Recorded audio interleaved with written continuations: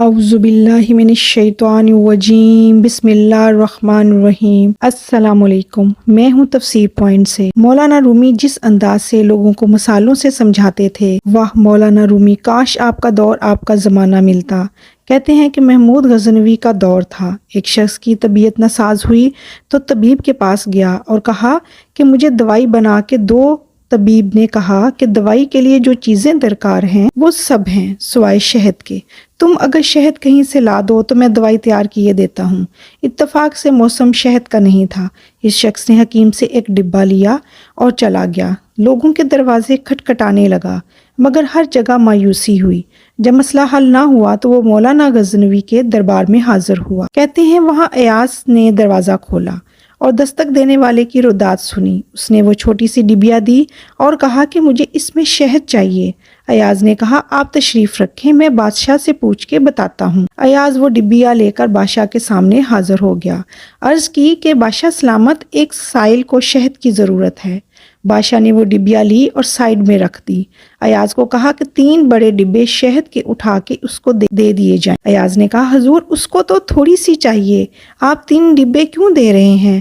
بادشاہ نے ایاز سے کہا ایاز وہ مزدور آدمی ہے، اس نے اپنی حیثیت کے مطابق مانگا ہے، ہم بادشاہ ہیں، ہم اپنی حیثیت کے مطابق دیں گے۔ مولانا رومی فرماتے ہیں آپ اللہ پاک سے اپنی حیثیت کے مطابق مانگیں، وہ اپنی شان کے مطابق عطا کرے گا، شرط یہ ہے کہ مانگے تو صحیح۔ اللہ تعالی ہم سب کو صحیح رستے پہ چلنے کی توفیق عطا فرمائے۔ صرف اپنے رب سے مانگیں اور اپنے رب سے لو لگائیں اور اپنے رب سے ہی امیدیں لگائیں، وہ دیتا ہے، وہ یکتا ہے۔ جی ناظرین، اب ہم سورۃ بقرہ کی آیات کا ترجمہ اور تفسیر بیان کرتے ہیں۔ ما يود الذين كفروا من أهل الكتاب ولا المشركين أن ينزل عليكم من خير من ربكم والله يختص برحمته من يشاء والله ذو الفضل العظيم۔ ترجمہ، یہ لوگ جنہوں نے دعوت حق کو قبول کرنے سے انکار کر دیا، خواہ اہل کتاب میں سے ہوں یا مشرک ہوں، ہرگز یہ پسند نہیں کرتے کہ تمہارے رب کی طرف سے تم میں کوئی بھلائی نازل ہو، مگر اللہ جس کو چاہتا ہے اپنی رحمت کے لیے چن لیتا ہے اور وہ بڑا فضل فرمانے والا ہے۔ اللہ تعالیٰ یہاں اہل کتاب اور مشرکین دونوں کو کافروں کے زمرے میں داخل فرماتے ہیں، کیونکہ یہ دونوں طبقے بنی آخر الزماں کی رسالت کے منکر تھے، لہٰذا اس پہلو سے وہ دونوں ایک حیثیت رکھتے ہیں اور دونوں کے دل مسلمانوں کے حسد اور بغض سے بھرے ہوئے ہیں۔ وہ دونوں یہ نہیں چاہتے کہ مسلمانوں کو کوئی بھلائی نصیب ہو۔ وہ مسلمانوں کی جس چیز سے بہت جل بھن گئے ہیں ان کا دین ہے۔ ان کو یہ بات کھلتی ہے کہ اللہ تعالیٰ نے انہیں چھوڑ کر اس بھلائی کے لیے مسلمانوں کو کیوں منتخب فرمایا، ان پر قرآن کی صورت میں وحی الہی کیوں نازل ہوئی، انہیں اس انعام و اکرام سے کیوں نوازا گیا اور کائنات کی عظیم ترین امانت یعنی اسلامی نظر حیات کا محافظ مسلمانوں کو کیوں قرار دیا گیا۔ اس سے پہلے بیان ہو چکا ہے کہ یہ لوگ اس بات کے ہرگز روادار نہیں تھے کہ اللہ تعالیٰ اپنے فضل و کرم سے کسی اور بندے کو بھی نوازے۔ اس سلسلے میں ان کی تنگ دلی اس حد تک کو جا پہنچی تھی کہ نبی صلی اللہ علیہ وآلہ وسلم پر پیغام وحی لے کر آنے کی وجہ سے یہ لوگ حضرت جبرائیل علیہ السلام کے بھی دشمن ہو گئے تھے۔ حالانکہ واللہ یختص برحمتہ من یشاء، اللہ جس کو چاہتا ہے اپنی رحمت کے لیے چن لیتا ہے۔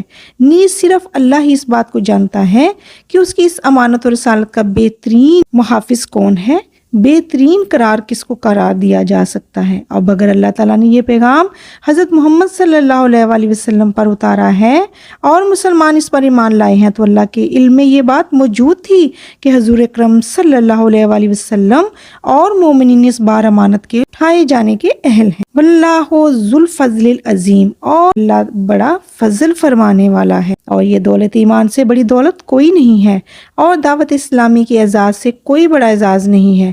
اللہ تعالیٰ مسلمانوں کو یہ احساس دلانا چاہتے ہیں کہ ان کے اندر یہ شعور اجاگر کرنا چاہتے ہیں کہ اللہ تعالیٰ نے ان پر ایک عظیم احسان اور فضل و کرم کیا ہے۔ اس سے پہلے مسلمانوں کو یہ تصور دلایا گیا تھا کہ مسلمانوں پر اللہ کے ان احسانات کی وجہ سے کفار کے دل کینہ اور حسد سے جل بن گئے ہیں، لہٰذا انہیں ان سے چکنا رہنا چاہیے۔ اس کا مقصد بھی یہ تھا کہ مسلمان ان سے محتاط رہیں اور یہودی سازشوں کے مقابلے میں ان کا شعور تیز رہے۔ یہودیوں کے اس وسوسہ اندازی اور تشکیک کے مقابلے میں مسلمانوں کے اندر اس قسم کے احساس اور شعور کو بیدار کرنا ضروری تھا، کیونکہ یہ لوگ اس وقت بھی کے بعد بھی آج تک مسلمانوں کے دل و دماغ میں اس نظریہ حیات پر ایمان کو کمزور کرنے کی کوشش کر رہے ہیں۔ یہ دولت ایمان ہی تھی جس کی وجہ سے وہ مسلمانوں کے ساتھ حسد کرتے تھے، کیونکہ اس کی وجہ سے مسلمان ان سے ممتاز اور برتر ہو گئے تھے۔ جیسا کہ ہم نے پہلے بیان کیا تھا کہ یہودیوں کے اس حملے کا آغاز قرآن کریم کی بعض آیات اور احکامات نہ ماننے سے ہوا تھا، بالخصوص جب بیت المقدس سے خانہ کعبہ کی طرف قبلے کی تحویل کا حکم نازل ہوا۔ یہ واقعہ ایسا تھا جس کی وجہ سے یہودی اپنے دعوی برتری کے اہم ثبوت سے محروم ہو گئے تھے اور انہوں نے یہ مضموم پراپوگنڈا تیز تر کر دیا تھا۔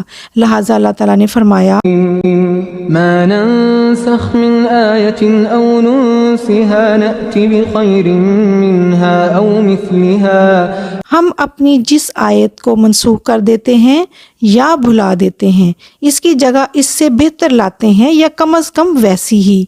ان آیات تحویل قبلہ کے واقعہ پر نازل ہوئی ہیں، جیسا کہ ان آیات کے بعد سیاق کلام سے بھی معلوم ہوتا ہے کہ وہ اس سے مراد وہ جزوی تبدیلیاں ہوں جو جماعت مسلمہ کی ہدایت کے لیے مختلف حالات میں احکامات قرآنی اور ہدایات الہی میں کی جا رہی تھیں، یا اس سے مراد قرآن کریم کی وہ مجموعی تبدیلیاں ہوں جو تورات انجیل کے مقابلے میں قرآن کریم نے کی۔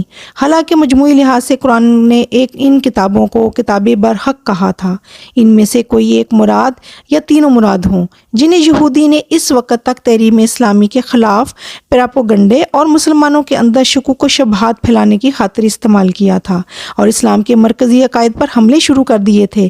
لہٰذا مراد جو بھی ہو، قرآن کریم اس موقع پر احکامات میں تبدیلی اور تنسیخ کے بارے میں واضح ہدایت دے دیتا ہے اور یہودیوں کی ان تمام وسوسہ اندازیوں اور نکتہ چینیوں کا خاتمہ کر دیتا ہے، اور وہ حسب عادت مختلف طریقوں سے اسلامی نظر حیات کے خلاف کرتے رہتے تھے۔ قرآن کریم کہتا ہے کہ زمانہ رسالت کے دوران ہدایات و احکامات میں جزوی تبدیلی خود انسانوں کی بھلائی کے لیے کی جاتی ہے، اور جو تبدیلی بدلے ہوئے حالات میں انسانیت کی بہتری کے لیے کی جاتی ہے، کیونکہ اللہ ہی انسانوں کا خالق ہے، اسی نے رسول بھیجے ہیں، وہی ان احکامات کا نازل کرنے والا ہے، اور یہ سب کچھ اس کے مقررہ پروگرام کے مطابق ہوتا ہے۔ چنانچہ جب اللہ تعالیٰ کسی آیات کو منسوخ کر دیتا ہے یا بھلا دیتا ہے، آیت سے مراد پڑھی جانے والی آیات قرآن ہو یا احکامات پر مشتمل ہوتی ہے، یا اس سے مراد علامت یا طبی معجزات اور خارق عادات و واقعات ہوں جس کا صدور مختلف حالات میں پیغمبروں کے ہاتھوں ہوا کرتا تھا، اور بعد میں یہ آیات و معجزات لپیٹ لیے جاتے تھے۔ جو بھی مراد ہو، اللہ تعالیٰ اس کی جگہ اس سے بہتر لے کر آتا ہے، اور وہ ہر چیز کا مالک ہے اور وہ کسی چیز کے معاملے میں بے بس نہیں ہے۔ زمین و آسمان کے تمام امور اس کی دست قدرت میں ہیں۔ یہی وجہ ہے کہ اللہ تعالیٰ خالق و مالک ہے اور اللہ سب سے بڑا ہے۔ ألم تعلم أن الله على كل شيء قدير، کیا تم جانتے نہیں کہ اللہ تعالیٰ ہر چیز پر قدرت رکھتا ہے؟ جی ناظرین، اس کے ساتھ ہی اللہ تعالیٰ سے دعا کرتے ہیں کہ اللہ تعالیٰ قرآن پاک کو پڑھنے، سمجھنے اور اس پر عمل کرنے کی توفیق عطا فرمائے۔ اجازت دیجیے، اللہ حافظ۔